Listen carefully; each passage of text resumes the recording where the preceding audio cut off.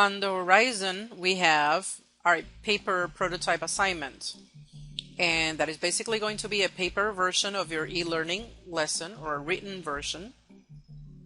It's worth 25 points, and there's no set number of pages. The projects vary depending on how much content your particular topic or lesson entails. So there's no basically way up to try to tell you it should be this many pages.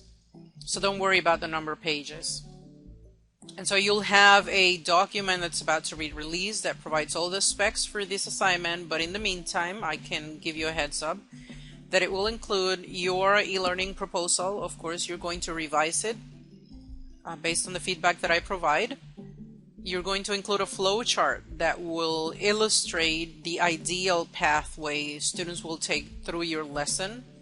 If there's a preset pathway, then you will illustrate that. If not, you're going to illustrate the ideal one. The pathway you know that students should take, even if they had the freedom, in order to learn more efficiently and effectively, they should take this pathway. Then you're going to include wireframes, and you'll see what those are as well.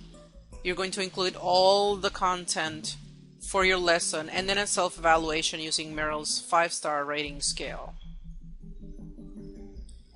So just remember that by week 5, which is when the paper prototype is due, you're going to have all the content, and that means instructional content, all the text, all the graphics. If you are designing video, you have to have at the very minimum your script and a storyboard for any video animation,